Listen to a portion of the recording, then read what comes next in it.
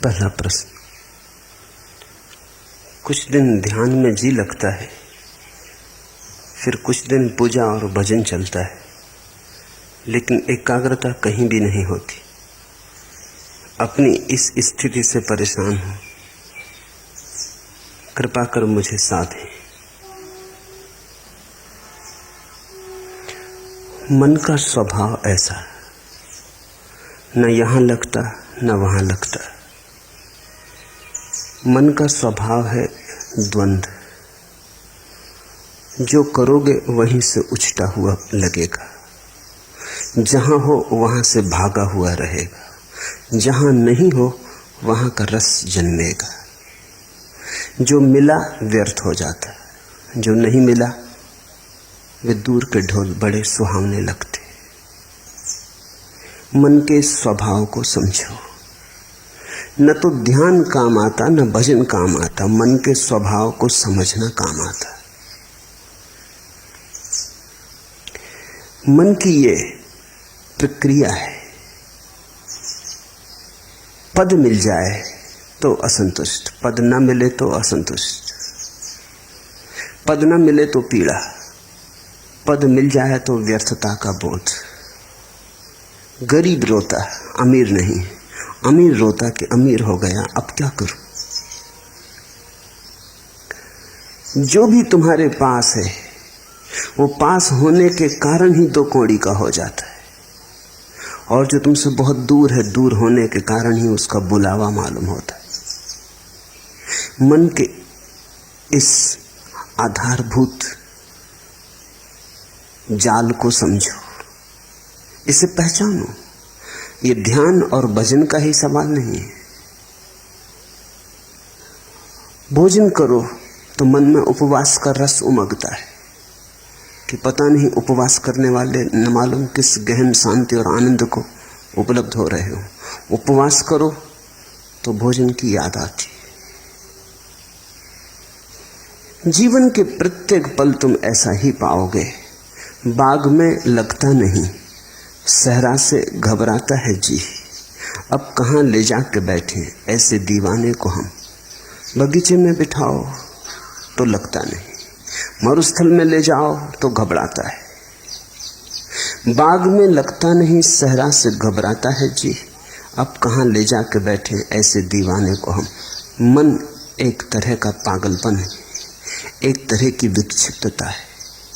मन से मुक्त होना ही मुक्ति है, मन के पार होना ही स्वस्थ होना है। तो पहली तो बात, मन के इस स्वभाव को समझने की कोशिश करो। अक्सर लोग समझने की कम कोशिश करते हैं, छुटकारा पाने की ज्यादा कोशिश करते हैं, और छुटकारा बिना समझे कभी नहीं। तो तुम्हारी आकांक्षा यह होती कैसे झंझट मिटे, लेकिन बिना समझे झंझट मिटी ही नहीं। ना समझी में झंझट है, तो तुम चाहते हो कैसे इस मन से छुटकारा हो, लेकिन पहले इसे पहचानो तो, इससे दोस्ती तो साथ हो, इससे परिचय तो बनाओ, इसके कोने कांतर तो खोजो, दिया तो जलाओ कि इसके सारे स्वभाव को तुम ठीक से देख लो। उस देखने में, उस दर्शन में, उस साक्षी भाव में ही तुम पाओगे विजय की यात्रा पूरी होने लगी। जिस दिन कोई मन को पूरा समझ लेता, उसी दिन मन विसर्जित हो जाता। जैसे सूरज के उगने पर ओस कण तिरोहित हो जाते, ऐसे ही बोध के जगने पर मन तिरोहित हो जाता। जैसे दिए के जलने पर अंधेरा नहीं पाया जाता, ऐसे समझ के, प्रज्ञा के दिए के जलने पर मन नहीं पाया जाता। तो मन से लड़ो मत। पहली बात, लड़ने का अर्थ ही ना समझिए। लड़के कभी कोई जीता? तुमने यही सुना है कि जो लड़े वो जीते। मैं तुमसे कहता हूं, लड़के कोई कभी जीता? समझ के जीत होती। लड़ने वाले तो ना समझ। लड़ोगे किससे? छायाओं से लड़ रहे हो। जैसे कोई अपनी छाया से लड़ने लगे, खींच ले तलवार, करने का लगे हमला। परिणाम क्या होगा? छाया कटेगी। परिणाम यही होगा, खुद ही थकेगा। और डर है कि छाया से लड़ने में कहीं अपने हाथ पैर न काट ले। क्रोध में, उबाल में पागल ना हो उठे। कहीं ऐसी घड़ी ना आ जाए कि विक्षिता में अपने को ही काट ले। अक्सर मन के साथ लड़ने वाले ऐसी ही स्थिति में पड़ जाते। मन तुम्हारा है, तुम्हारी छाया है नहीं, बस छाया जैसा है। रोशनी बढ़ाओ, थोड़े जाग के मन को समझो। जब ध्यान करो मन कहे भजन में, तो जरा जाग के देखो, एक तरफ खड़े होकर देखो कि मन क्या कह रहा है। जब भजन करो और मन कहे ध्यान लगाओ, तब जाग के देखो कि मन क्या कह रहा है। इसकी चालबाजियां पहचानो, इसकी कूटनीति पहचानो। मन बड़ा राजनीतिज्ञ है, ये तुम्हें भटकाए रहता है, ये तुम्हें चलाए रहता है। और तुमने ध्यान करके भी देख लिया, वहां भी नहीं लगा, और तुमने भजन करके भी देख लिया, वहां भी नहीं लगा। तो अब ये तो समझो कि मन कहीं लगेगा ही नहीं। मन का लगना धर्म नहीं, ना लगना मन की आदत है। कहीं लगता नहीं, जो नहीं लगता वही मन है। तो अब जब मन तुमसे कहे कि ध्यान करो, क्या भजन में पड़े हो, तो जाग के देखना कि ये फिर वही मन जो कहीं नहीं लगता, भजन में भी नहीं लगा था। तब इसने कहा था ध्यान करो, अब कहता है भजन करो। पहले कहा संसार में उलझे रहो, फिर कहा संन्यास ले लो। अब संन्यास में भी नहीं लगता, कहता है संसार में लौट चलो। इस मन को जरा देखना, कुछ करने की बात नहीं, सिर्फ शांत भाव से देखना। तुम्हारे देखने में ही तुम पाओगे मन गिरने लगा, तुम पर उसकी पकड़ जाने लगी।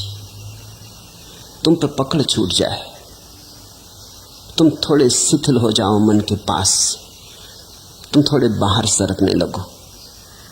न तो ध्यान से घटती है बात, न भजन से घटती है, समझ से। इसलिए समस्त धर्मों का सार है जागरूकता। प्रश्नकर्ता पूछता है, एकाग्रता नहीं बनती। एकाग्रता की खोज ही गलत है, जागरूकता खोज। एकाग्रता की खोज तो फिर मन के ही सिक्कों में फंसे। ये मन ही है जो कहता है एकाग्र बनो, ये तुम्हें असंभव चीजें करने को देता है, फिर वो नहीं होती तो तुम हारे थके परेशान हो जाते हो। एकाग्रता की कोई जरूरत ही नहीं। थोड़ा जीवन की गणित की व्यवस्था के सूत्र समझने चाहिए। पहला सूत्र, जब भी मन नहीं होता तब तुम एकाग्र होते हो। कभी अपने काम में पूरे संलग्न, चाहे बुहारी लगा रहे हो घर में, लेकिन पूरे संलग्न। अचानक तुम पाते हो मन नहीं, संगीत सुनते संलग्न, मन नहीं है। चित्र बनाते, किसी भी घड़ी जब तुम पाते हो कि मन नहीं है, तुम ही हो, तो एकाग्रता अपने आप घटती है। एकाग्रता घटाई नहीं जा सकती। एकाग्रता मन की तन्मयता का परिणाम है। जब मन डूबा होता है तब तुम एकाग्र होते हो, जब मन उभर आता है तब तुम अनेकाग्र हो जाते हो। मन तुम्हें अनेक में बांट देता है, खंड खंड कर देता है। अब तुम चेष्टा कर रहे हो एकाग्र होने की। एकाग्र होने की चेष्टा और झंझट लाएगी, क्योंकि करोगे किससे चेष्टा तुम एकाग्र होने की? मन से ही करोगे। सब चेष्टा मात्र मन से होती। अब तुम एक ऐसे काम में लगे हो जैसे कोई आदमी अपने जूते के बंद खींच खींच के खुद को उठाने की कोशिश करे। खुद को कैसे उठाओगे? जूते के बंद खींच के थोड़े बहुत उछल कूद लो, फिर बार बार जमीन पे पड़ जाओगे। ये असंभव चेष्टा है। मन कभी एकाग्र नहीं होता। जब एकाग्रता होती तो मन नहीं होता। तो तुम मन के द्वारा एकाग्र होने की चेष्टा ही छोड़ो। तुम तो छोटे छोटे कामों में रस लो। रस का परिणाम है एकाग्रता। बुहारी लगाओ तो ऐसे लगाओ जैसे भगवान के मंदिर में लगा रहे हो, चाहे घर तुम्हारा ही हो, है तो भगवान का ही मंदिर। भोजन करो तो ऐसे ही करो जैसे भगवान को ही भोग लगा रहे हो। भोजन तो तुम ही कर रहे हो, लेकिन अंततः तो भगवान को ही लग रहा भोज। वही तो तुम्हारे भीतर आके भूख बना, उसी ने तो तुम्हारी भूख जगाई। वही तो तुम्हारे भीतर भूखा है, उसके लिए तो तुम भोजन दे रहे हो। रस जगाओ, एकाग्रता की बात मत उठाओ। रस का सहज परिणाम एकाग्रता है। जो करते हो उसे रसपूर्ण ढंग से करो, उसमें डुबकी लो। छोटे और बड़े काम नहीं है दुनिया में, जिस काम में तुम डुबकी ले लो वही बड़ा हो जाता है। बुहारी लगाने में डूब जाओ वही बड़ा हो जाता है। कबीर कहते हैं, खाऊं पियूं सो सेवा, उठूं बैठूं सो परिक्रमा। मेरा उठना बैठना उस परमात्मा की परिक्रमा है, और जो मैं खाता पीता हूं यही उसकी सेवा है। रस, मेरे देखे अधिक लोगों के जीवन का कष्ट यही है कि वो जीवन में कहीं भी रस नहीं ले रहे। जो भी कर रहे हैं बेमन से कर रहे हैं क्योंकि करना है, खींच रहे हैं। जैसे बैलगाड़ी में जुटे बैल, ऐसा जीवन को खींच रहे हैं, नाचते हुए, उमंग से भरे हुए नहीं। अगर तुम कोई ऐसे काम में लगे हो जिसमें तुम रस ले ही नहीं सकते तो बदलो वो काम। कोई काम जीवन से ज्यादा मूल्यवान नहीं। अक्सर ऐसा हुआ है, हो रहा है कि लोग ऐसे काम में उलझे हैं जो उनमें रस नहीं जगाता। किसी को कवि होना था, वो जूते बेच रहा है, बाटा की दुकान पे बैठा,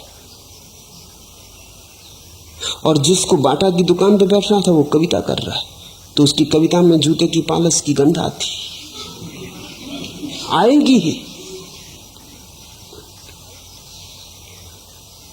लोग वहां हैं जहां उन्हें नहीं होना था, और ये विकृति के कारण है क्योंकि तुमने कभी अपने सहज भाव को तो खोजा नहीं। किसी के पिता ने कहा कि दुकान करो, इसमें ज्यादा लाभ है। किसी के पिता ने कहा डॉक्टर बन जाओ। किसी की माँ को ख्याल था बेटा इंजीनियर बने। परिवार को धुन थी कि बेटा नेता बने। तो सब धक्का दे रहे हैं एक दूसरे को कि ये बन जाओ, वो बन जाओ।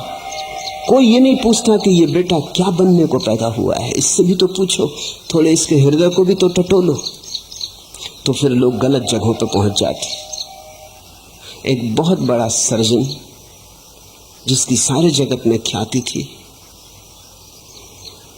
जब 60 वर्ष का हुआ है और उसकी 60वीं वर्षगांठ मनाई गई तो सारे दुनिया से उसके मित्र इकट्ठे हुए, उसके मरीज इकट्ठे हुए, और उन्होंने उसका बड़ा स्वागत किया। लेकिन वो बड़ा उदास था।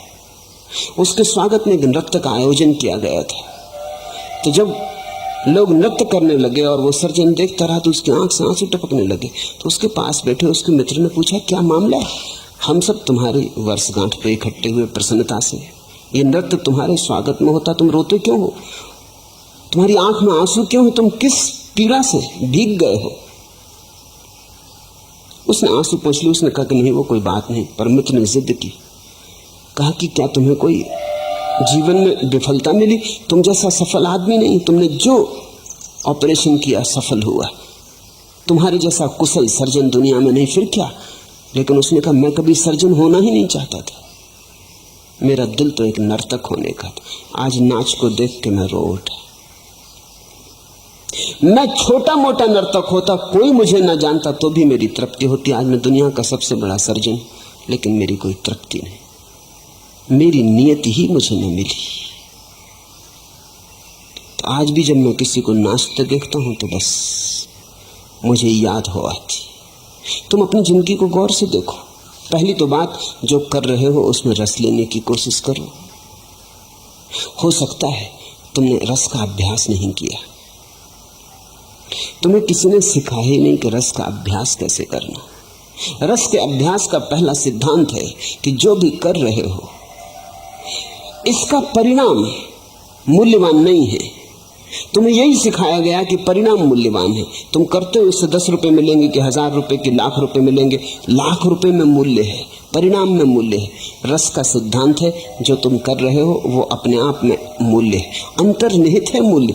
1000 मिलेंगे 10,000 मिलेंगे वो बात गौण है। करने में जो डुबकी लगेगी वही बात महत्वपूर्ण है। अगर डूब गए तो मिल गए करोड़ों, अगर न डूबे और करोड़ों भी मिले तो कुछ भी न मिला। वो समय व्यर्थ गया जो बिना डूबे गया। वो दिन व्यर्थ ही बीते जो बिना डूबे बीते। जब रस धारणा बही तो तुम जिए न जिए बराबर। रस विमुग्धता में ही जीवन है।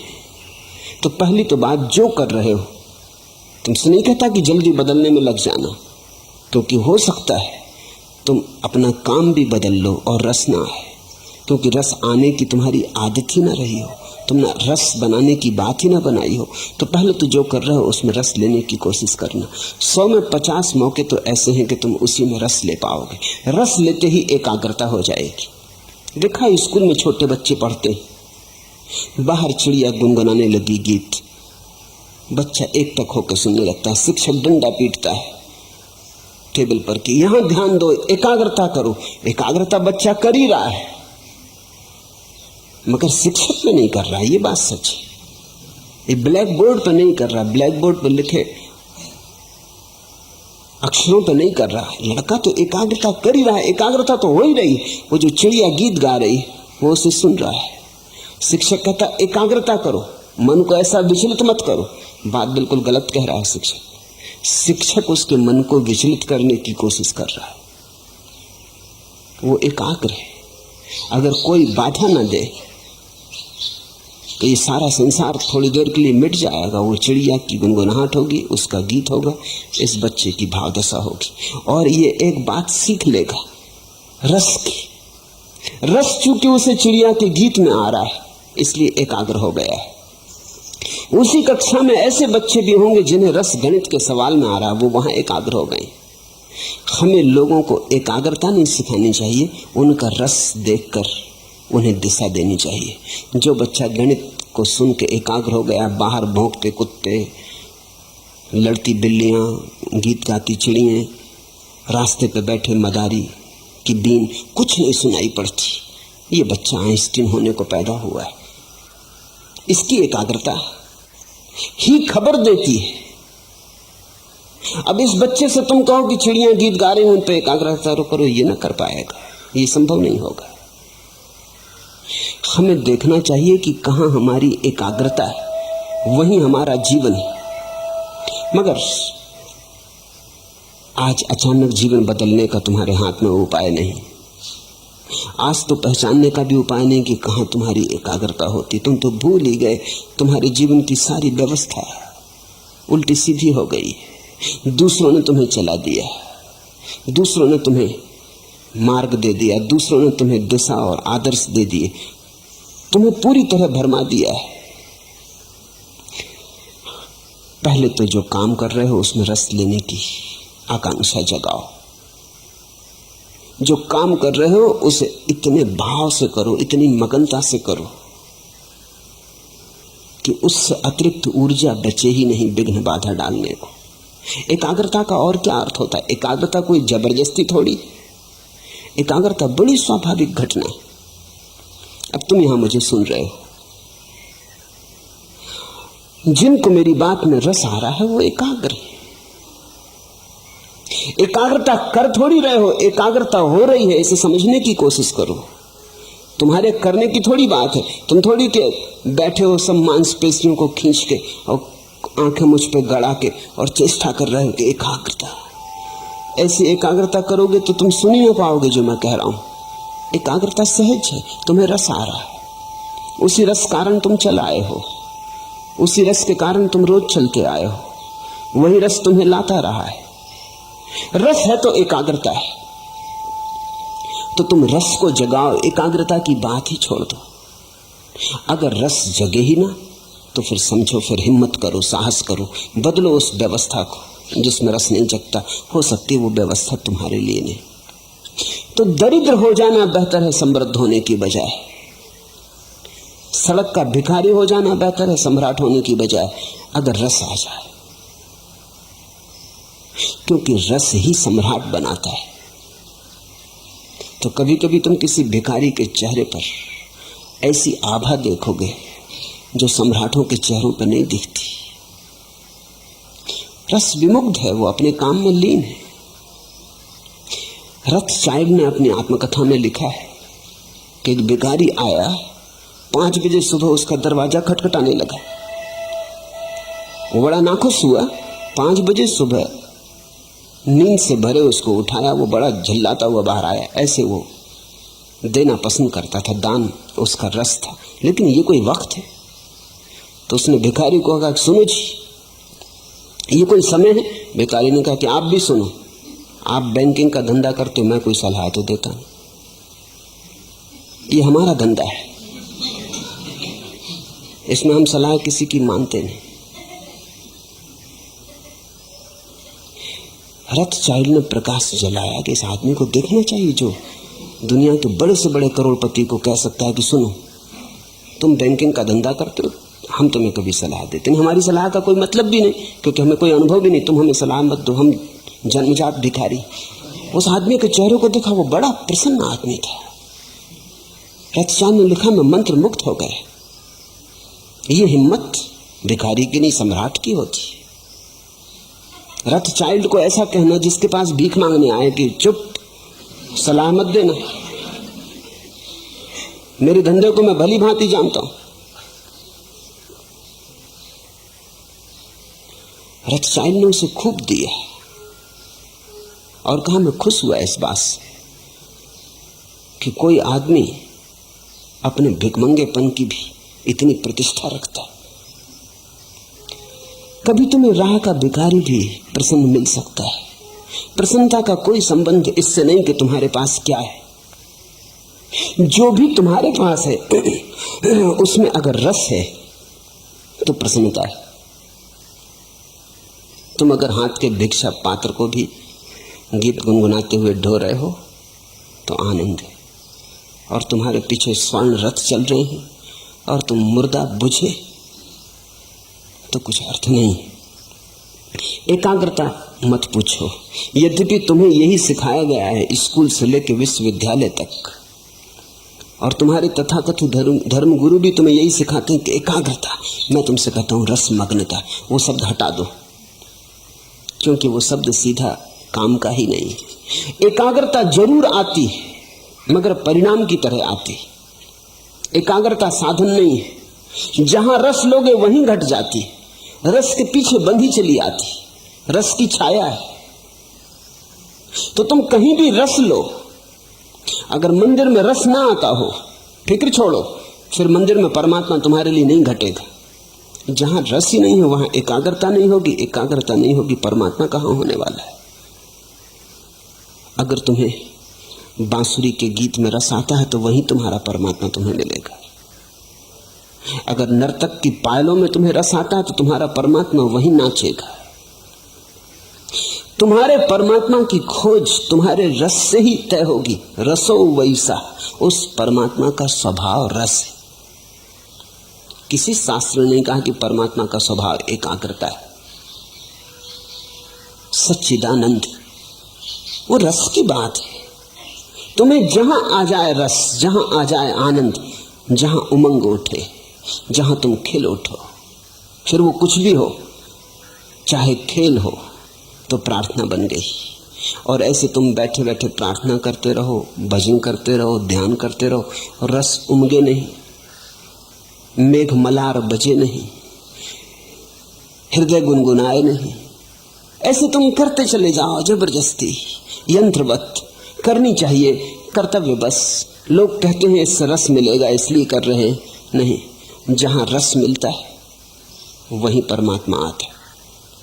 इसलिए मैं तुमसे कहता हूं कि मेरे पास तुम्हें देने के लिए कोई अनुशासन नहीं है, क्योंकि अनुशासन कोई भी होगा पराया होगा, दूसरे का होगा। तुम्हें अपना अनुशासन खोजना पड़ेगा। प्रत्येक व्यक्ति को अपना मार्ग खोजना पड़ेगा। मैं इशारे देता हूं, उन इशारों से तुम अपना मार्ग समझने की कोशिश करो। कबीर ज्ञान को भी उपलब्ध हो गए तो भी कपड़ा बुनते रहे। जुलाहापन उन्होंने छोड़ा नहीं। किसी ने पूछा कि अब तो आप बंद करें, कभी सुना नहीं कि कोई बुद्ध पुरुष और कपड़े बुनता रहा और जुलाहा बना रहा और बाजार में कपड़े बेचने जाता रहा, आप तो छोड़ो। लेकिन कहते हैं कबीर ने कहा इसी कपड़े के बुनने ने तो मुझे परमात्मा से मिला है, इसे कैसे छोड़ दूं। ये मेरी प्रार्थना, ये मेरी पूजा, ये मेरी अर्चना। झीनी झीनी बीनेरी चदरिया, वो जुलाहे का गीत है, कोई और दूसरा तो गा भी नहीं सकता। बुद्ध कैसे गाएंगे? बुद्ध ने कभी चदरिया बिनी नहीं, उन्हें कुछ पता भी नहीं। महावीर कैसे गाएंगे? चदरिया थी वो भी छोड़ दी। उनसे तो पूछो कैसी छोड़ी रे चदरिया, तो बता सकते। लेकिन कबीर ने बुन बुन के पाया, वो ताने बाने चादर के बुनते बुनते उनका ध्यान फला, वहीं रस विमुग्ध हुए। पर कैसे पाया उन्होंने? क्योंकि हमें बुद्ध की बात समझ में आ जाती है कि दूर बोधि वृक्ष के नीचे ध्यान में बैठे हुए, कि महावीर वनों में पर्वतों में एकांत में 12 वर्ष मौन में खड़े हुए। कबीर कपड़ा बुन बुन के पा लिए, रस से बुना होगा। कबीर कहते थे राम के लिए बुन रहा हूं। सभी ग्राहकों में राम देखते थे। जब अपना कपड़ा बुन के वो काशी के बाजार में बेचने जाते, कोई मिल जाता रास्ते में, कहाँ जा रहे हो, तो वो कहते राम आए होंगे, उनको जरूरत है, कपड़ा बुन के लाया हूं, बड़ा बढ़िया बुना है, राम को देने जा रहा हूं। जब कोई ग्राहक उनसे कपड़ा खरीदता तो वो कहते संभाल के रखना राम, बड़ी मेहनत से बुना है, बड़े रस से बुना है, कपड़ा ही नहीं है, पीढ़ी दर पीढ़ी चले ऐसी मजबूती से बुना है। अपने प्राण उंडेले। तो जिसको ग्राहक में राम दिखाई पड़े, अब उसे किसी बोधि वृक्ष के नीचे जाने की जरूरत न रही।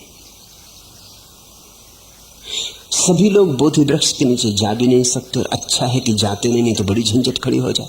एकाध बुद्ध बोधि वृक्ष के नीचे बैठता है, चलता है, एकाध महावीर मौन खड़ा हो जाता है, चलता है, लेकिन सभी ऐसे खड़े हो जाएं तो जीवन बड़ा विरस हो जाएगा। अधिक को तो कबीर जैसा होना पड़ेगा, अधिक को तो गोरे जैसा होना पड़ेगा। गोरा कुम्हार बस घड़े बनाता रहा, और घड़े बनाते बनाते खुद को भी बना लिए। और रैदास जूते सीते सीते, जूते बनाते बनाते पहुंच गए। तो तुम जो कर रहे हो उसमें रस डालो, उंडेलो रस, वहीं तुम्हारा भजन, वहीं तुम्हारा ध्यान। अगर तुम्हारी सारी चेष्टाएं असफल हो जाएं तो फिर साहस करो, तो फिर तुम गलत जगह हो। तुम कुछ ऐसी जगह बहने की कोशिश कर रहे हो जो चढ़ाव पर है। तो नदी चढ़ाव पे तो नहीं बहती, ढाल पर ही बह सकती है। रसधार भी ढाल पर ही उतर के बह के मिलता है। तो फिर बदलो, इसलिए साहस की जरूरत है। पहले सारी चेष्टा कर लो, और फिर तुम्हें लगे कि नहीं, इस ढंग से मेरे लिए परमात्मा से मिलन नहीं हो सकेगा, तो बदलो। उस बदलाहट को मैं संन्यास कहता हूं। बदलने की हिम्मत रखो। एक आदमी 40 साल तक लंदन के बाजार में दलाल का काम करता रहा। बड़ा सफल आदमी था, खूब कमाई थी, सब तरह का सुख था। किसी ने कभी सोचा भी न था एक रात वो घर से नदारद हो गए। पत्नी भी भरोसा ना कर सकी, बेटे भी भरोसा ना कर सके, मित्र भी भरोसा ना कर सके, काम धंधे में जो लोग संबंध था वो भी भरोसा ना कर सके। क्योंकि न तो वो आदमी कभी किसी और स्त्री के संग में देखा गया था कि पत्नी सोच भी सके कि वो किसी स्त्री के साथ भाग गया, न उसके कोई धार्मिक रुझान थे कि वो कोई किसी जाके आश्रम में सन्यासी हो गया होगा, न कोई दुख था कि आत्महत्या कर ली होगी। सब भांति सुखी संपन्न आदमी था, जिसको हम सुखी संपन्न कहते, वैसा आदमी था, सब ठीक ठाक था। कोई 3 साल बाद उस आदमी का पता चला कि वो पेरिस में चित्रकला सीख रहा है, भिखमंगे की हालत हो गई है। भागे उसके मित्र, उसने कहा तुमने ये क्या किया, तुम्हारे पास सब था, सब ठीक था। उसने कहा वही अड़चन थी, सब ठीक था, कहीं कुछ गड़बड़ ना थी, लेकिन कोई प्रफुल्लता ना थी, कहीं कोई उमंग ना थी। सब ठीक चल रहा था और सब ठीक में चला रहा था, लेकिन कोई रसधार न बह रही थी। मेरे जीवन में सदा से आकांक्षा थी कि चित्रकार बनूं, दलाल बनना मैंने कभी चाहा न था। वो सफलता संयोगिक थी। अब मैं खुश, मेरे पास अब कुछ भी नहीं है। चित्र बनाता हूं, बिक जाते हैं तो भोजन के लायक, कपड़े के लायक इंतजाम कर पाता हूं। अपने पास रहने का छप्पर भी नहीं, एक मित्र के कमरे में बना हूं, रह रहा हूं, लेकिन वापस मुझे जाना नहीं। मैं प्रसन्न हूं। और जो मित्र गए थे उन्होंने देखा कि वो आदमी एक अद्भुत ऊर्जा से, एक अद्भुत आभा से भरा था। सूख गया था शरीर उसका, लेकिन एक रोशनी थी। उसने कहा मैं किसी से नाराज नहीं हूं। मेरी पत्नी को कहना मैं किसी से नाराज नहीं हूं, सब ठीक था। मैं बिल्कुल जैसा जिसको हम सुखी संपन्न कहते हैं वैसा आदमी था। मेरे बच्चे ठीक हैं, मेरे बेटे ठीक हैं, मेरी पत्नी ठीक है, सब ठीक था। लेकिन सब ठीक से कहीं कुछ होता, ठीक से कुछ ज्यादा चाहिए। ठीक से क्या होगा, ऐसे तो ठीक ठीक ठीक और मर जाएंगे। सुविधापूर्वक जी लिए और मर गए, नाच तो पैदा ही ना हुआ, जीवन में फूल तो खिले ही नहीं, लौटा नहीं वापस, बड़ा चित्रकार बन गया। इसे मैं सन्यास कहता हूं। न उसने गैरिक वस्त्र पहने, न वो किसी आश्रम में गया, लेकिन इसे मैं सन्यास कहता हूं। सन्यास का अर्थ हुआ साहस इस बात का कि अगर दिखाई पड़े कि मेरा जीवन मरुस्थल में खोया जा रहा है, तो अपनी राह बदल लेने की, चाहे कोई भी कीमत चुकानी पड़े। आदमी कमजोर है, वो सुविधा से जीता है। चाहे कुछ ना मिले, लेकिन सुविधा तो है, सुरक्षा तो है, कुछ ना मिले। इसलिए ये सारे प्रश्न उठते हैं कि एकाग्रता कैसे सधे। तो पहले तो कोशिश करना, सध जाए तो शुभ। चेष्टा करने से 50% मौके हैं सध जाएगी, न सधे तो हिम्मत करना, देर मत लगाना, क्योंकि जिंदगी रोज हाथ से सरकी जाती। जिंदगी उन्हीं की है जो हिम्मत से जिंदगी को बदलने के लिए तैयार होते, नहीं तो जिंदगी बह जाती चिकने घड़े के ऊपर, जैसे वर्षा का जल बह जाता, कुछ भरता करता नहीं, या उल्टे घड़े पर जैसे वर्षा गिरती रहती, टप टप बहुत आवाज शोरगुल मचता, लेकिन घड़ा खाली खाली रहता, उल्टा रखा है। तो जरा गौर से देखना, तुम्हारा घड़ा अगर भरता ना हो तो कहीं उल्टा तो नहीं रखा है। तो न तो मौलिक सवाल ध्यान का है, न भजन का है, मौलिक सवाल समझ का है। मन के स्वभाव को समझो। एकाग्रता की बात ही मत उठाओ, रसमयता की बात उठाओ। रसमयता के पीछे पीछे तुम पाओगे एकाग्रता घूंगर बजाती हुई चली आती।